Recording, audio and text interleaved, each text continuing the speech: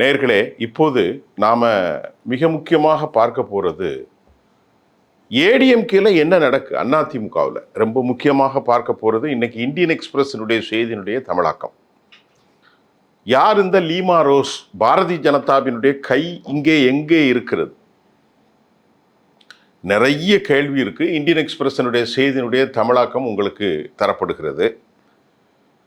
அதாவது ரொம்ப முக்கியமாக எக்ஸ்பிரஸ் என்ன சொல்லிருக்கிறது அப்படின்னு பார்த்தா, ஏற்கனவே அதிமுகவிலிருந்து வெளியேறிய இந்த 25, 26 பேர்கள், அது அவர்கள் அனைவரும், குறிப்பாக எக்ஸ்பிரஸ் கோட் பண்ணுது வேலுமணி, அதே போன்று விராலிமலை பாஸ்கர், இவர்கள் எல்லோருமே பாரதிய ஜனதாவினுடைய முகங்கள். பாரதிய ஜனதா கொஞ்சம் கொஞ்சமாக அதிமுகவை காலி செய்து விட்டார்கள். இனி காலி செய்வதற்கு அதிமுகவில் ஒன்றும் இல்லை. அதிமுக இழந்து போய்விட்டது எல்லாமே. அதிமுகவை அளித்தாலும் பாரதிய ஜனதா கால் வைக்குமா? தமிழ்நாட்டில் அவர்களால் நிலைத்து நிற்க முடியுமா என்பது கேள்வி வேறு ஒரு வகை. பாஜகவுக்கு இங்கே எந்த விதமான இடமும் இல்லை. ஆனால் பாஜக நன்கு அதை உணர்ந்து கொண்டுதான் தங்களுக்கு சாதகமான ஒரு சூழ்நிலை ஏற்படுத்துறதுக்கு அதிமுகவை கடந்த 10 வருஷமாக அவர்கள் சீரழித்து சிந்தோலப்பட செய்தார்கள். 2016 ஆரம்பித்த இந்த மோசமான முடிவு இன்று வரை தொடர்கிறது, இன்னும் தொடரும். இப்ப இந்த லீமா ரோஸை அனுப்பி வைத்ததே பாரதிய ஜனதா தான் என்று சொல்லப்படுகிறது. இந்த லீமா ரோஸ் இருக்கிறாங்க இல்லையா, மார்ட்டினுடைய ஒய்ஃபு, லாட்டரி சாம்ராஜ்யத்தினுடைய மிகப்பெரிய ஒரு ஆளுமை. எல்லா மாநிலங்களிலும் லாட்டரியில பெரிய சம்பாத்தியத்தை பண்ணார். யாரு? இந்த லீ மார்ட்டின். அவருடைய மனைவி 800 கோடி ரூபாய் அளவுக்கு எடப்பாடிக்கு டொனேஷன் கொடுத்தார். கொடுத்து கட்சிக்குள்ள அவரை அனுப்பியிருக்காங்க அதிமுகவுக்குள்ள. யார் அனுப்பியிருக்கா? பாஜகவினுடைய யோசனைப்படித்தான் அனுப்பப்பட்டதாக செய்திகளில் கோட் பண்ணியிருக்கு எக்ஸ்பிரஸ். அனுப்பப்பட்டு அவர் லால்குடி தொகுதியில் வெற்றி பெற்று உள்ளே இருந்து தானும் அதிமுக பிரதிநிதியாக உருவாகி அங்கே இருக்கக்கூடிய வேலுமணி, CV சண்முகம் உட்பட 30 பேருக்கு பெரிய கட்டிங்க ஒரு 1500 கோடி ரூபாய் என்கின்ற அளவுக்கு கொடுத்து அவர்கள் கட்சியை உடைத்ததாக இந்தியன் எக்ஸ்பிரஸ் சொல்கிறது. அதற்கு மூல காரணம், கட்டிங் கொடுப்பதற்கு முன்பே அதிமுகவின் தோல்வி பெரிய அளவில் சர்ச்சைகள் எழுப்பியது. ஒரு முறை தோர்த்தால் பரவாயில்லை, 2 முறை தோர்த்தால் பரவாயில்லை. இப்போது அவர் 12 முறை தோல்வி கண்ட பிறகு இனி அந்த கட்சியை நடத்தியோ, அந்த கட்சியின் இவருடைய தலைமையிலே பயணம் செய்து எந்த பிரயோசனமும் இல்லை என்பதை அவர்கள் நன்கு உணர்ந்து கொண்டார். நன்கு உணர்ந்து கொண்ட காரணத்தினால்தான் இப்போது இந்த ஒரு சூழல், களச்சூழல் காணப்படுகிறது. உங்களுக்கு நன்கு புரியும் என்று நினைக்கின்றேன். இப்போது அகில இந்திய அண்ணா திராவிட முன்னேற்ற கழகத்தை உடைத்த பெருமையில் மட்டுமல்ல, இப்போ அவங்க தாவகாவில் போய் சேர்ந்து ஆதரவு கொடுப்பதற்கு கடிதாசி கொடுத்து, கொறடாவை தனியாக எடப்பாடி பழனிசாமி நியமித்து, பாரதிய ஜனதாவுடைய ஒரே ஒரு MLA போஜராஜன் நடுநிலை வகித்ததும் எல்லாம் செட்டப் தான். தெளிவாக சொல்லுது. எந்த விதமான மாற்று கருத்தும் இருப்பதற்கு கொஞ்சம் கூட வழி இல்லை என்பதை இந்தியன் எக்ஸ்பிரஸ் மிக மிக மிக மிக மிக தெளிவாக கோடிட்டு காட்டிட்டு. இப்ப தாவேகாவின் சார்பில் கேட்டபோது அவர்கள் சொல்கிறார்கள், 6 மந்திரிகள் மீது ஒரு 5-6 பேருக்கு வாரிய தலைவர் பதவி. இப்போ வேலுமணி, CV சண்முகம், விராலிமலை பாஸ்கர், விஜயபாஸ்கர், இப்படி சில லீமா ரோஸ்லின், இவர்களுக்கெல்லாம் மந்திரி பதவியை கொடுத்துட வேண்டியது. கொடுத்தா அவங்க அங்கே செட் ஆயிடுவாங்க. இவர்களுக்கு மந்திரி பதவியை கொடுத்து அவர்கள் அங்கே செட் ஆயிட்டா காங்கிரஸுடைய ஆதிக்கத்தை எப்படியாவது உடைச்சிடணும் அப்படின்னு பாரதிய ஜனதா திட்டம் போடுது.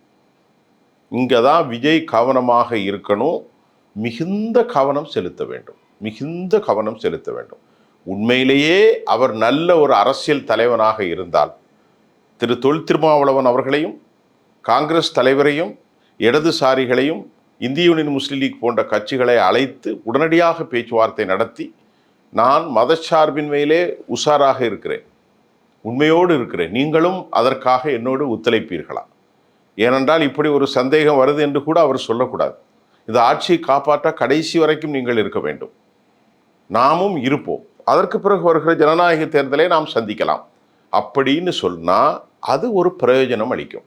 இப்போது முழுக்க முழுக்க பாரதிய ஜனதாவினுடைய 2ஆம் மட்ட டீமை உள்ள கொண்டு வந்தால் எப்போதும் நல்ல பாம்பை மடியில் போட்டுக்கொண்டு அல்லது தொங்கி கொண்டிருக்கும் எலக்ட்ரிக் வயர் பக்கத்தில் நாம் தூங்கி கொண்டிருப்பது என்றைக்கும் ஆபத்தோ அதே போன்றதொரு ஆபத்து தான் இப்போது காத்திருக்கிறது. ஏன்னா பாரதிய ஜனதா மிக மோசமான ஒரு கட்சி. திருப்பி திருப்பி சொல்கிறேன், அங்கே டெல்லியிலிருந்து அவர்கள் வகுக்கக்கூடிய திட்டங்கள் எந்த எல்லைக்கும் அவர்கள் சென்று விடுவார்கள்.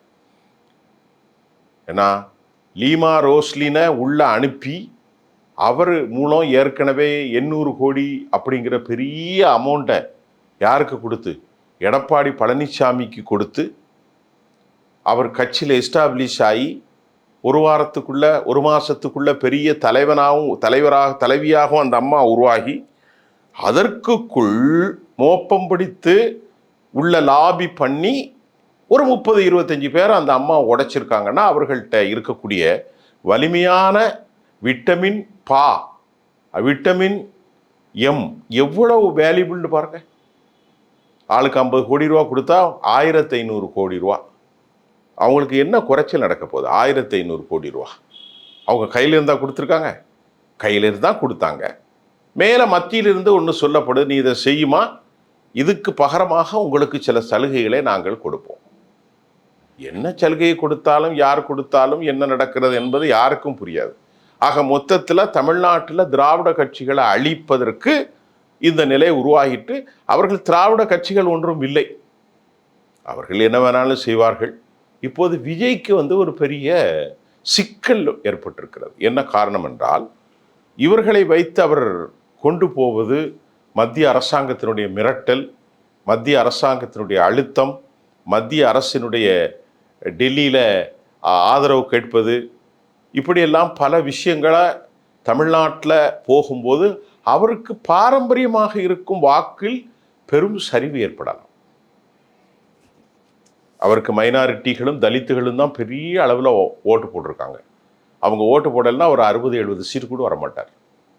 மைனாரிட்டி மட்டுமல்ல, தலித்துகள் மட்டுமல்ல, பாஜகவை பிடிக்காத பொது சமூகம் போட்டிருக்காங்க. அது மட்டும் இல்லாமல் லட்சக்கணக்கில் இளைஞர்கள் வாக்குகள். இவர்கள் யாருக்கும் மதவாதம் பிடிக்காது, யாருக்கும் சாதிவாதம், மொழிவாதம் எதுவுமே பிடிக்காது. அவ்வளவு பேரும் இப்போ கிட்டத்தட்ட 4% வாக்கு சீமான்கிட்ட இருந்து இங்கே தான் வந்திருக்கு. 4.5% வாக்கள் சீமானிடத்திலிருந்து எங்கே போனது? பாஜகவுக்கு எதிராக வந்த ஓட்டு தான் இங்கே வந்திருக்கு. இந்த 34ல் 4ன்னு பார்த்தா 30% தான். மீதி எல்லா வாக்குகளும் மதம் சாதிகளுக்கு அப்பாற்பட்டு, இன உணர்வுகளுக்கு அப்பாற்பட்டு ஒரு புதிய மாற்றம் தேவை என்ற அளவில் தான் வந்திருக்கு. இப்போ லீமா ரோஸ்லினை உள்ளே கொண்டு விட்டு மெதுவாக எப்படி உள்ளே போயிருக்காங்க பாருங்க. யாராலும் கற்பனை செஞ்சு பார்க்க முடியாது, எந்த மனிதனாலும் ஆய்வு செய்ய முடியாது. அவ்வளோ பெரிய சதி திட்டம், அவ்வளோ பெரிய சதி திட்டம். பணத்தின் மூலமாக இவ்வளவு பெரிய ஒரு வேட்டையை நடத்தியிருக்கிறார்கள். அந்த அம்மா நேற்று திரு விஜய் அவர்களை தனது பிள்ளைக்கு ஒப்பாக அவர்கள் நேசித்ததாக காட்டிக்கொண்டார்கள். அவர்களுக்கு எந்த ஒரு பதவி கொடுத்தாலும் பரவாயில்லை என்று கூட சில விஷயங்கள் நடக்கும். அவர்களுக்கு எந்த ஒரு விஷயங்கள் கொடுத்தாலும், எந்த ஒரு பதவி கொடுத்தாலும் அதை பற்றி பிரச்சனை இல்லை. ஆனால் அந்த பதவி கொடுக்கின்ற போது அதை ஏற்றுக்கொண்டு இன்றைக்கு தமிழ்நாடு முழுவதும் அவர்களுடைய ஒரு குடும்ப ஆட்சி வந்துவிட்டது. அங்கே லட்சியம் என ஒரு கட்சின்னு சொல்லி பாண்டிச்சேரியில், இங்கே ஒரே கட்சியில் மருமகனுக்கும் பதவி, மாமியாருக்கும் பதவி. எந்த நோக்கத்தை எதிர்த்து, குடும்ப ஆட்சியை எதிர்த்து, ஊழல் ஆட்சியை எதிர்த்து, பணமோகத்தை எதிர்த்து மக்களிடத்திலே செல்வாக்கு பெற்ற திரு விஜய் அதே லாட்டரி குடும்பத்தில், அதே மாமியாருக்கும் மருமகனுக்கும் இடம், அதே வலதுசாரிகளின் பேக்டோர் வழியான ஒரு நிலையை, அவருக்கு ரொம்ப பெரும் சிக்கல். அரசியல் அவ்வளவு எளிதானதல்ல தோழர்களே. அவர் நினைத்தாலும் நான் நியாயமாக இருக்க முடியாதோ என்று சொல்லக்கூடிய அளவுக்கு இருக்குது. இதுக்கு அல்லாமல் இது வந்து ஒரு கிராமத்தில் ஒரு பழமொழி சொல்லுவான். அதாவது கன்னியாகுமரி மாவட்டத்தில் நண்பர் ராமன் அவர்களும் கூட இன்னைக்கு சொன்னார். சீனிக்கிழங்கு தோட்டத்தில் சக்கரவள்ளி கிழங்கு சீனிக்கிழங்குன்னு சொல்லுவாங்க. இங்கே சக்கரவள்ளி கிழங்கு தோட்டத்தில் விழுந்த பன்றி காதை அறுத்தாலும் மீண்டும் மீண்டும் அங்கே தான் வருமா. ஏன்னா அவர்களுக்கு பதவியில் சுகம் கண்டாங்க.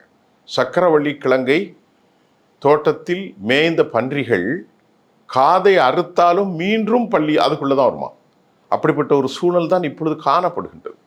அதில் எந்த மாற்று கருத்தும் இல்லை. இப்போது அதிமுக எப்படி நடக்க போகுது?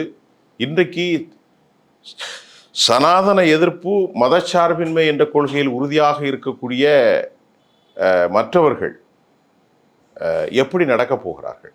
இது நம்ம பொறுத்திருந்து தான் பார்க்கணும். மீண்டும் அடுத்த செய்தியில் நான் உங்களை சந்திக்கின்றேன். நன்றி.